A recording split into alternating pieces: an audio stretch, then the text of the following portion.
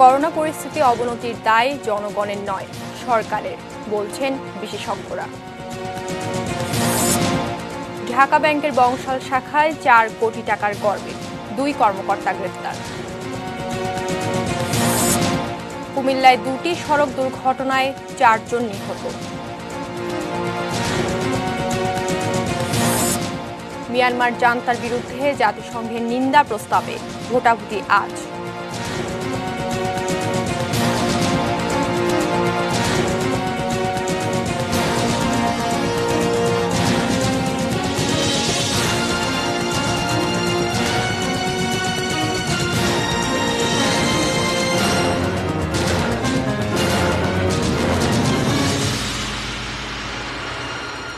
এটি নিউজ দেখছেন। 3টা নিউজ আওয়ারের সঙ্গে আছি আমি মেহসাবিন মুনিয়া। শিরোনামগুলো শুনছিলেন।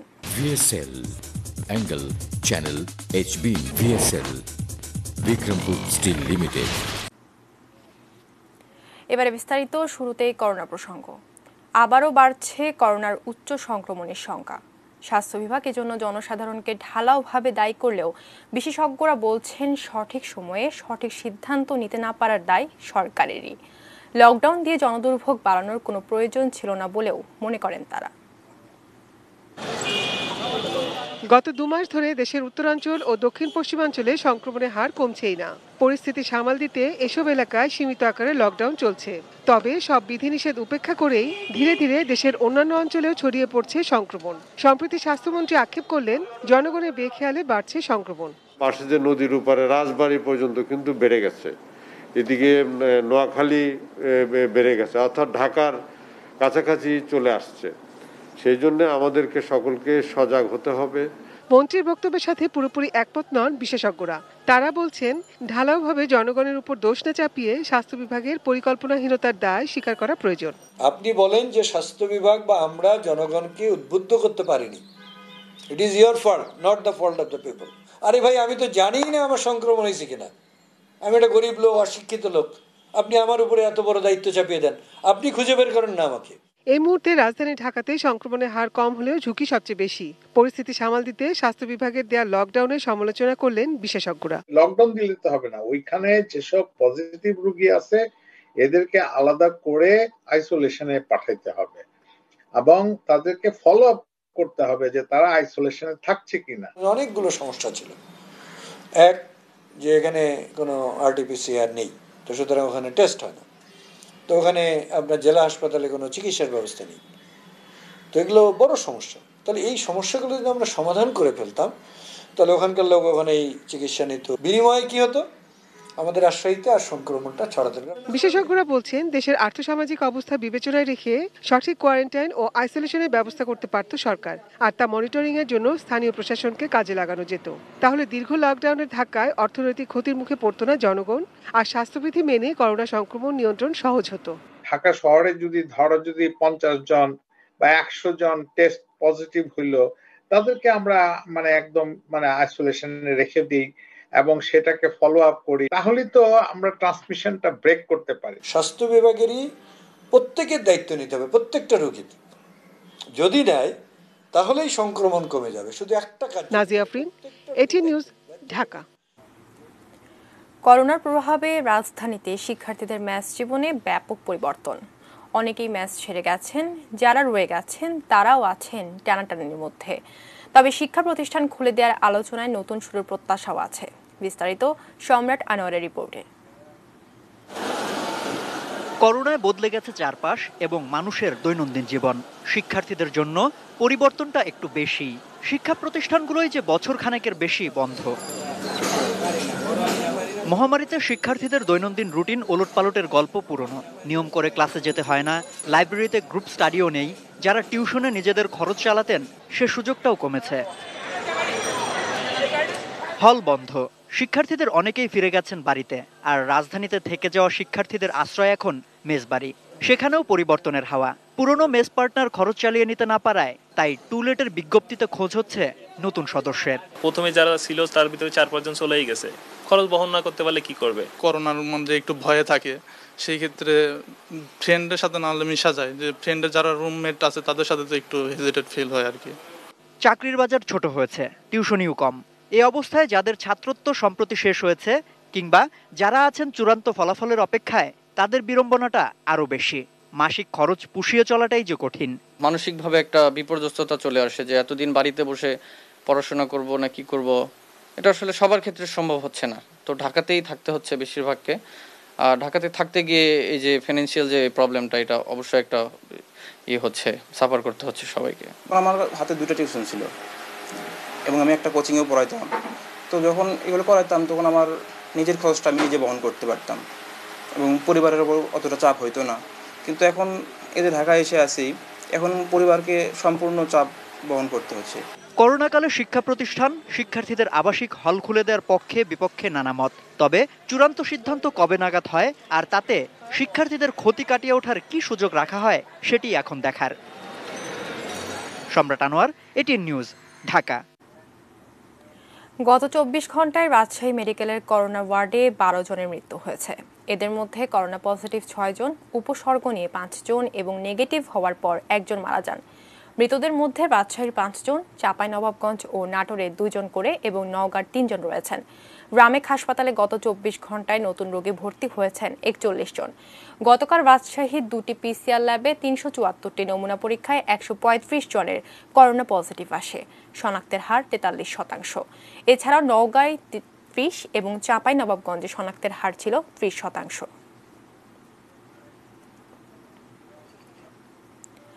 প্রায় 2 মাস পর 1,500-এ নামছে ভারতে করোনায় মৃত্যু। 24 ঘন্টায় দেশটিতে মৃত্যু 1,587 জনের।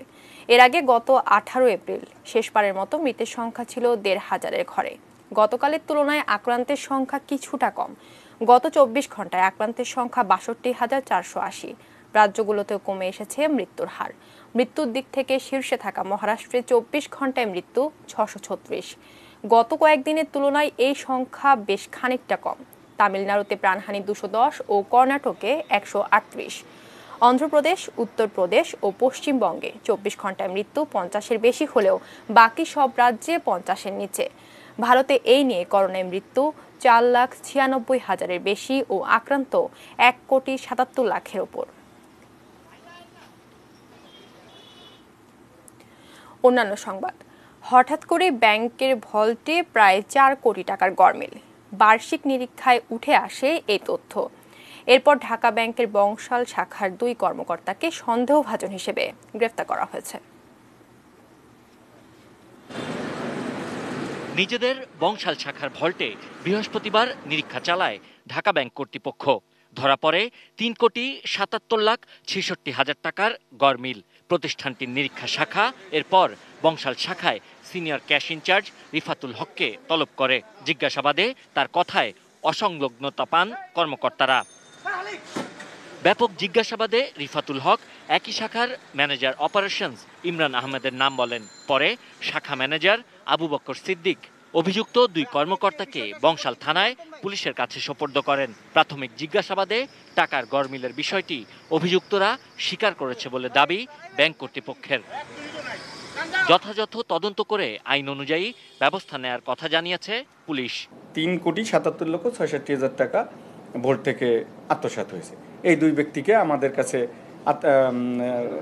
সমর্পণ করায় আমরা তাদেরকে কোর্টে প্রেরণ করেছি। অভিযুক্ত 2 কর্মকর্তা ছাড়াও অন্য কেউ এ ঘটনায় জড়িত কিনা খতিয়ে দেখছে পুলিশ। এই ঘটনাটি পরবর্তীতে তদন্ত করবে দুর্নীতি দমন commission, Dudok. Sabbir Ahmed, ATN news, Dhaka.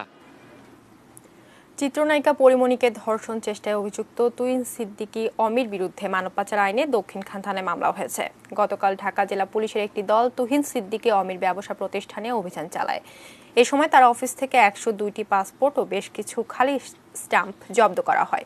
এ ব্যাপারে পাসপোর্ট আইনেও অমির বিরুদ্ধে মামলা হয়েছে। গত সোমবার উত্তরায় নিজ বাসা থেকে অমিকে মাদক সহ গ্রেফতার করেন গোয়েন্দারা। মাদকের মামলায় রিমান্ডে আছেন অমি। এছাড়া তার বিরুদ্ধে সাভার থানায় চিত্রনায়িকা পরিমণিকে ধর্ষণ ও হত্যা চেষ্টার মামলা রয়েছে।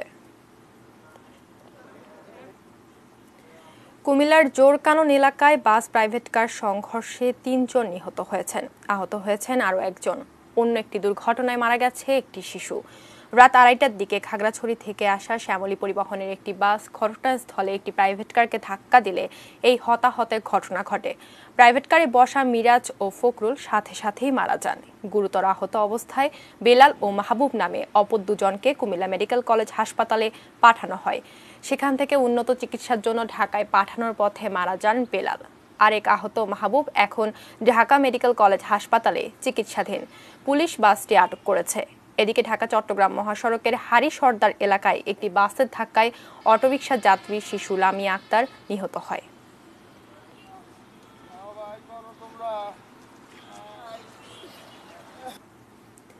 আওয়ামী লীগের এখন দুইটি চ্যালেঞ্জ মোকাবেলা করতে হবে। প্রথমটি করোনা, দ্বিতীয়টি উগ্র সাম্প্রদায়িকতা। একথা বলেছেন আওয়ামী লীগের সাধারণ সম্পাদক ওবায়দুল কাদের। সকালে তার সরকারি বাসভবনে নিয়মিত ব্রিফিংকালে এ মন্তব্য করেন তিনি। গণতান্ত্রিক ও প্রাকৃতিক পরিবেশ, রাজনৈতিক পরিবেশ বিনষ্টের মূল কুশীলব এবং কারিগর হচ্ছে বিএনপি। আমাদের সামনে এখন দুটি চ্যালেঞ্জ, একটি হচ্ছে করোনা প্রতিরোধ, আর একটি হচ্ছে উগ্র সাম্প্রদায়িকতা। কাজে এই দুই চ্যালেঞ্জ মোকাবিলায় প্রতিষ্ঠা বার্ষিকী উপলক্ষে দেশের সর্বপর্যায়ে আওয়ামী লীগের নেতা কর্মীদের দলকে আরও সুসংগঠিত, আরও সুশৃঙ্খল করে গড়ে তোলার আহ্বান জানাচ্ছি। খালেদা জিয়া ও গণতন্ত্রের মুক্তি এক সুতায় গাঁথা, এ মন্তব্য করে সবাইকে আন্দোলনে নামার আহ্বান জানিয়েছেন বিএনপির স্থায়ী কমিটির সদস্য গয়েশ্বর চন্দ্র রায়। সকালে জাতীয় প্রেস ক্লাবে বেগম জিয়া সহ বিএনপির অসুস্থ নেতা কর্মীদের সুস্থতা কামনায় এক আয়োজনে ছিলেন তিনি। এতে বিএনপি নেতারা অভিযোগ করেন, সরকার ক্ষমতায় টিকে থাকতে বিএনপি নেতা কর্মীদের মামলা হামলায় বিপর্যস্ত রেখেছে। গয়েশ্বর চন্দ্র বলেন, আন্দোলন করেই দাবি প্রতিষ্ঠা করতে হবে। আন্দোলনে আন্তরিকতা থাকলে কোভিডের ঝুঁকিও গুরুত্ব পাবে না বলে অভয় দেন তিনি। আমাদের অত্যন্ত জরুরি খালেদা জিয়ার মুক্তি। সুতরাং গণতন্ত্রের মুক্তির আন্দোলন আর খালেদা জিয়ার মুক্তি আন্দোলন একই সূত্রে গাঁথা। যে নামেই করেন যুদ্ধে তো দেশটা স্বাধীন হয়েছে। তা আপনারা সবাই বলেন রাস্তায় নামেন, তো আপনারা রাস্তায় নামতে কেউ বাধা দিচ্ছেন, পুলিশ বাধা দিচ্ছে, সে বাধা অতিক্রম করবেন। আপনারা রাস্তায় ডাকেন, তখন যদি আমরা না করি তখন আমাদের কথা শুনে।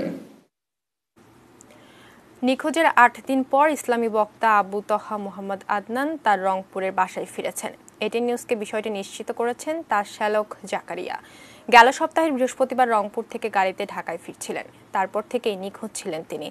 একই সঙ্গে তার গাড়ির ড্রাইভার এবং আরও 2 জন সঙ্গীও নিখোঁজ হন। এ ব্যাপারে গেল 16 জুন আনুষ্ঠানিক সংবাদ সম্মেলন করে তাকে খুঁজে পাওয়ার ব্যাপারে প্রধানমন্ত্রীর হস্তক্ষেপ কামনা করেন তার স্ত্রী ও পরিবার। এর 2 দিনের মাথায় তিনি রংপুরে নিজ বাসায় ফিরে এসেছেন বলে জানিয়েছেন তার শ্যালক জাকারিয়া। দেশের বাইরের খবর। মিয়ানমারের জান্তার বিরুদ্ধে নিন্দা প্রস্তাব পাশে আজ জাতিসংঘ সাধারণ পরিষদে ভোটাভুটি হবে। নিন্দা প্রস্তাবের ওপর ভোটাভুটির পাশাপাশি মিয়ানমারে অস্ত্রের সরবরাহ কমিয়ে আনতে সদস্য রাষ্ট্রগুলোর প্রতি আহ্বান জানাবে জাতিসংঘ। এছাড়া নিরাপত্তা পরিষদে আজ মিয়ানমার পরিস্থিতির ওপর আলোচনা হবে।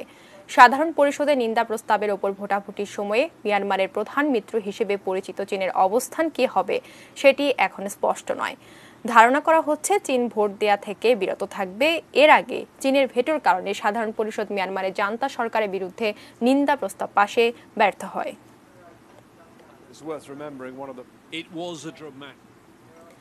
3টা নিউজ আওয়ারে নিচ্ছে বাইজিদ স্টিল বিরতি। বিরতির পর যা থাকছে, করোনার ক্ষতি কাটাতে রেকর্ড সংখ্যক চলচ্চিত্রকে অনুদান, সরাসরি ক্রেতার কাছে পণ্য পৌঁছাবে সাপ্তাহিক কৃষক বাজার।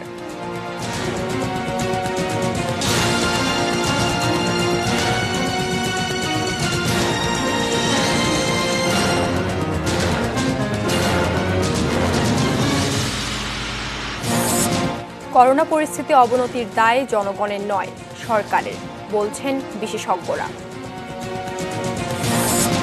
ঢাকা ব্যাংকের বংশাল শাখায় 4 কোটি টাকার গরমিল, 2 কর্মকর্তা গ্রেফতার। কুমিল্লায় 2টি সড়ক দুর্ঘটনায় 4 জন নিহত।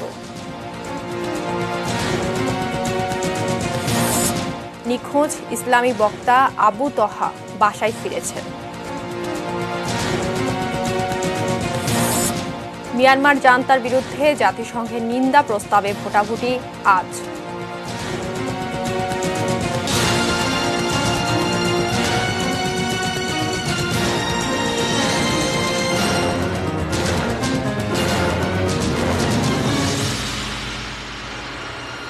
আবার আমন্ত্রণ জানাচ্ছি 3টা নিউজ আওয়ারে। ধন্যবাদ সঙ্গে থাকার জন্য। যাচ্ছে অন্যান্য খবরে। চলচ্চিত্র অঙ্গনে করোনার আঘাত সামলে হারানো দিন ফেরাতে চাইছে সরকার। সে চেষ্টারই অংশ হিসেবে এবার সর্বোচ্চ সংখ্যক চলচ্চিত্র অনুদান পেয়েছে।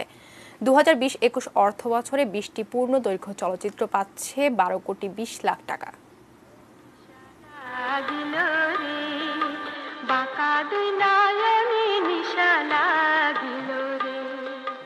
মেধা ও সৃজনশীলতাকে উৎসাহিত করতেই দেশীয় চলচ্চিত্রে অনুদান দিতে শুরু করেছে তথ্য মন্ত্রণালয়। আগুনের পরশমণি, বাঘহীনের বালুচর, গর্ব করার মতো অনেক ছবিই হয়েছে সরকারি অনুদানে। একটা একটা কইরা কাইতে আমি কাঙ্গে ওসু কাটা করব আমি সবাই। বারুল নাম তার বুক ভাসাইয়া কি যতনে আমায় লইলা আমারও মন পাখি রে। এবার 20টি পূর্ণ দৈর্ঘ্য চলচ্চিত্র নির্মাণে সহযোগিতা করবে সরকার। 3টি মুক্তিযুদ্ধ ভিত্তিক চলচ্চিত্র, 2টি শিশুতোষ এবং সাধারণ শাখায় 15টি চলচ্চিত্র পাচ্ছে এই পৃষ্ঠপোষকতা। 14টি চলচ্চিত্র পাবে 60 লাখ টাকা করে, 4টি পাবে 65 লাখ করে। চাঁদের আমাবস্যা নামে ছবিটি পাচ্ছে সর্বোচ্চ 70 লাখ টাকা। শিশুতোষ শাখায় মাইক 50 লাখ। অনুদান পাওয়া সব ছবি যে অসাধারণ এমন দাবি করা যাবে না। নির্দিষ্ট সময়ে ছবির কাজ শেষ না করার উদাহরণও আছে। তবুও করোনার ক্ষতি পুষিয়ে সুস্থ ও শিল্পমানের ছবির জন্য রেকর্ড সংখ্যক চলচ্চিত্রকে অনুদান দিচ্ছে সরকার। তুমি সত্যি অপরূপ। মিথ্যা, আমি কিন্তু নৌকা ডুবায় দিবানি। Sadia Nancy, ATN news, Dhaka. Rotary International District 3281 grand management seminar অনুষ্ঠিত হয়েছে। শুক্রবার রাজধানীর একটি হোটেলে অনুষ্ঠিত দিনব্যাপী সেমিনারে 401টি সাংগঠনিক কমিটির কর্মকর্তারা অংশ নেন। 2021-22 রোটারি বছরের district governor barrister Mutasim Billah ফারুকের নেতৃত্বে আয়োজিত সেমিনারে আর উপস্থিত ছিলেন বর্তমান ডিস্ট্রিক্ট গভর্নর মোহাম্মদ রোবায়েত হোসেন, পরবর্তী district governor engineer MA Wahab ও ইভেন্ট চেয়ার কাজী ফয়সাল কায়েস। আগামী অর্থ বছরে সাংগঠনিক কার্যক্রমের পাশাপাশি জনসেবায় ক্লাবের ভূমিকা আরও জোরদার করার ব্যাপারে আলোচনা করেন তারা। আশুলিয়ায় কফিল উদ্দিন নামে একজন খুন হওয়ার 3 মাস পর এক নারীকে গ্রেফতার করেছে পুলিশ। দুপুরে আশুলিয়া থানা থেকে রীতা বেগমকে আদালতে পাঠানো হয়। এর আগে ভোররাতে আশুলিয়ার জিরাবো এলাকার একটি বাসা থেকে তাকে গ্রেফতার করা হয়। পুলিশ জানায় 22 মার্চ আশুলিয়ার বঙ্গবন্ধু রোডের ডাক্তার শাফকাতের বাড়ির কেয়ারটেকার কফিল উদ্দিনের রহস্যজনক মৃত্যু হয়। ঘটনার পর থেকে পলাতক থাকে প্রতিবেশী রীতা। 3 মাস পর গ্রেফতার হলো রীতা। গ্রেফতার রীতা পুলিশকে জানিয়েছে কফিল উদ্দিন তাকে ডেকে নিয়ে ধর্ষণের চেষ্টা করে। ধস্তাধস্তির এক পর্যায়ে গলা চেপে ধরলে জ্ঞান হারিয়ে ফেলে কফিল উদ্দিন। তার আগে থেকেই শ্বাসকষ্ট ছিল। নিহতের স্ত্রী হানুফা বেগম আশুলিয়া থানায় একটি হত্যা মামলা দায়ের করেন। সোশ্যাল ইসলামী ব্যাংক লিমিটেড বাণিজ্য সংবাদ। মাঠের কৃষকের উৎপাদিত পণ্য সরাসরি ক্রেতার কাছে পৌঁছে দিতে রাজধানীর মিরপুরে চালু হয়েছে সাপ্তাহিক কৃষক বাজার। আজ সকালে অস্থায়ী এ বাজার উদ্বোধন করেন ডিএনসিসির 6 নম্বর ওয়ার্ডের কাউন্সিলর তাইজুল ইসলাম চৌধুরী। খাদ্যপণ্য বিশেষ করে কীটনাশক মুক্ত শাকসবজি ন্যায্য মূল্যে ভোক্তার কাছে পৌঁছে দিতে এ বাজার ভূমিকা রাখবে বলে আশা করছেন উদ্যোক্তারা। মধ্যস্বত্বভোগীদের দৌরাত্ম্য কমায় পণ্যের দাম সহনীয় থাকবে বলেও আশা ক্রেতাদের। জাতিসংঘের বিশ্ব খাদ্য সংস্থা ঢাকা ফুড সিস্টেম প্রকল্পের আওতায় এই পাইলট প্রকল্প বাস্তবায়নে সহযোগিতা করছে ঢাকা উত্তর সিটি কর্পোরেশন। প্রতি শুক্রবার সকাল থেকে দুপুর পর্যন্ত মিরপুরের রূপনগর আবাসিক এলাকার টব ব্লকের অস্থায়ী এ বাজারে কৃষকরা সরাসরি শাকসবজি বিক্রি করতে পারবেন। এটা চাষ করা এগুলা মানে সম্পূর্ণ আমার নিজের। ইনশাআল্লাহ প্রত্যেক শুক্রবারই আসবো যদি আল্লাহ পাক বাঁচায় রাখে। আমরা চাই সবাইকে সুস্থ রাখতে এবং হলো কৃষক যেন তার উৎপাদিত পণ্য গ্রাহকের কাছে নিয়ে আসতে পারে, যেন ভোক্তা সেটাকে সুন্দরভাবে রিসিভ করতে পারে। কারণ সে আমাদের জন্য যে সবজি উৎপাদন করবে, যে ফলমূল উৎপাদন করবে, বিষমুক্ত খাবার উৎপাদন করবে, সে যেন এখানে উৎসাহিত হয় এবং আমাদেরকে যেন বেশি বেশি করে সে সরবরাহ করতে পারে, সেই জায়গাটা কিন্তু আমাদের কাজ করতে হবে। মেটাল প্রেজেন্স কৃষি সংবাদ সুজলা সুফলা।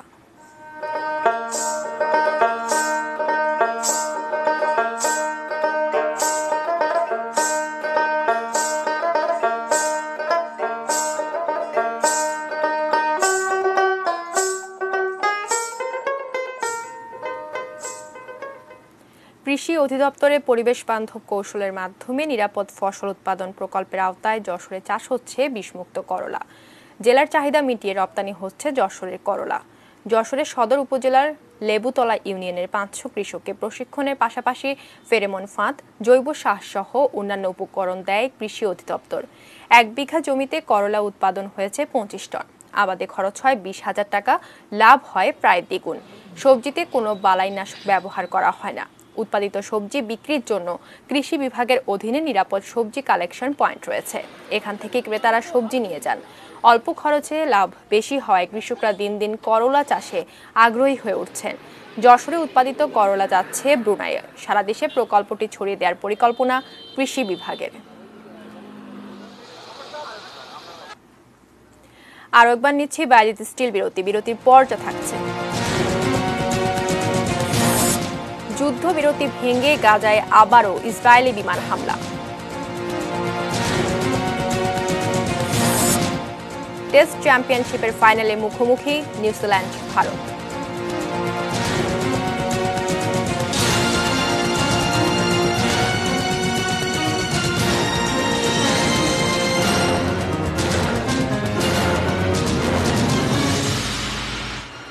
আরও একবার আমন্ত্রণ জানাচ্ছি 3টা নিউজ আওয়ারে। ধন্যবাদ সঙ্গে থাকার জন্য। জানাবো দেশের বাইরের আরও কিছু খবর।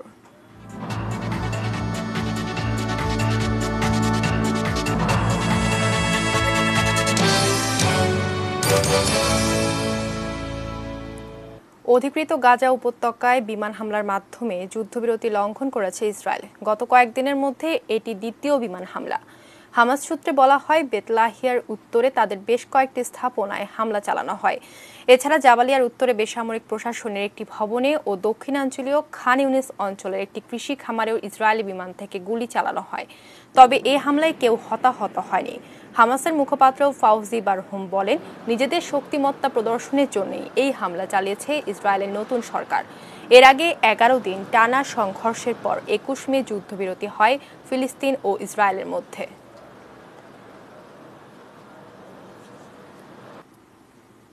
খেলার খবর।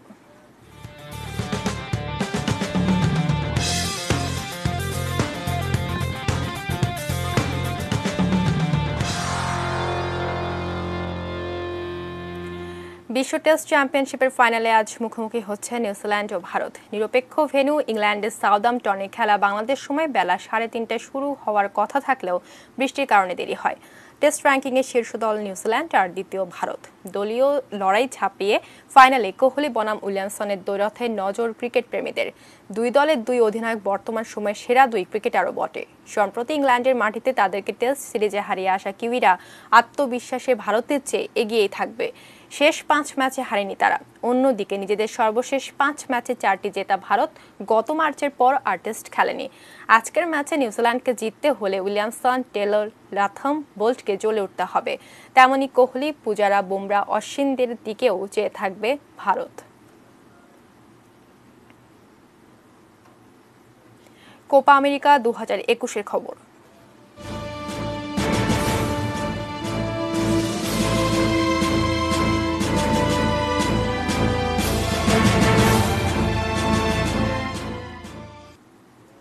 সুপারস্টার নেইমারের অসাধারণ পারফরমেন্সে পেরুকে 4-0 গোলের বড় ব্যবধানে হারিয়েছে ব্রাজিল। এই জয়ে কোয়ার্টার ফাইনালের পথ মসৃণ হয়েছে দলটির। আরেক ম্যাচে কলম্বিয়া এবং ভেনেজুয়েলা গোল-শূন্য ড্র করেছে।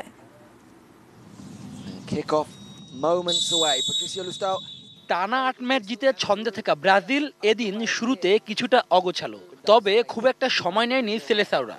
ম্যাচের 12 মিনিটে অ্যালেক্স সান্দ্রো দলকে এগিয়ে নেন। 11 minutes on the clock. এরপরও স্বাগতিকরা আগ্রাসী খেলাই খেলেছে, তবে প্রথমার্ধে ব্যবধান আর বাড়াতে পারেনি।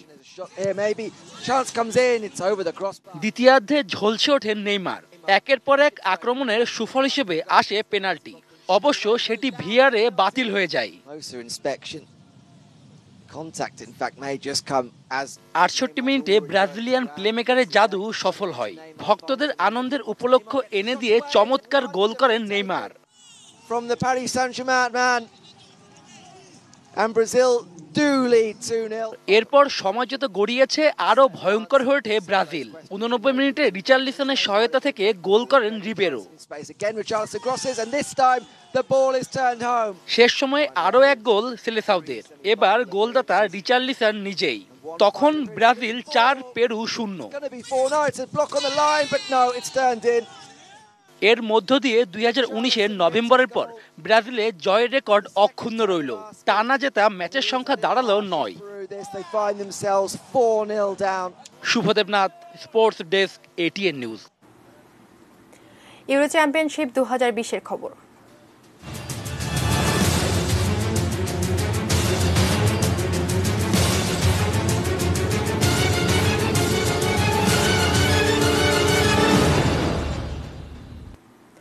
পিছিয়ে পড়েও ডেনমার্ককে 2-1 গোলে হারিয়ে দ্বিতীয় দল হিসেবে ইউরোপিয়ান চ্যাম্পিয়নশিপের শেষ 16 নিশ্চিত করেছে বেলজিয়াম। অন্য ম্যাচে অস্ট্রিয়াকে 2-0 গোলে হারিয়ে 13 বছর পর নকআউট পর্বে নেদারল্যান্ডস।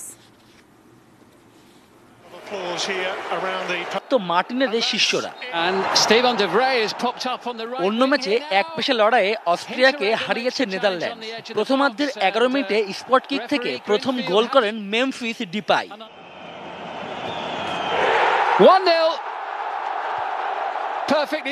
বিরতির পরে নেদারল্যান্ডসের হয়ে ব্যবধান দ্বিগুণ করেন ডামফ্রিজ। টানা 2 জয়ে এক ম্যাচ বাকি থাকতে পরবর্তী রাউন্ডে নিশ্চিত করল দলটি।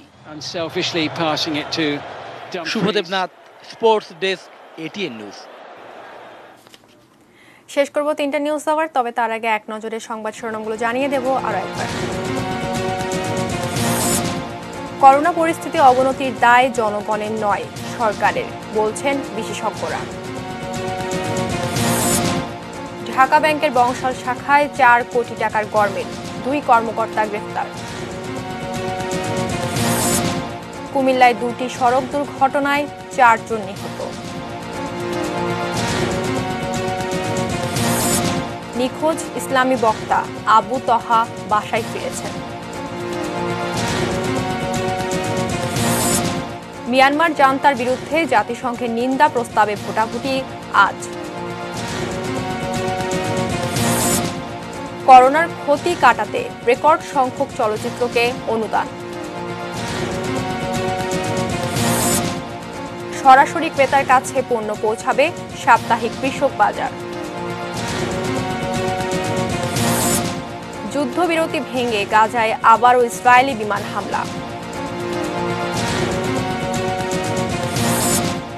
এবং টেস্ট চ্যাম্পিয়নশিপের ফাইনালে মুখোমুখি নিউজিল্যান্ড ভারত।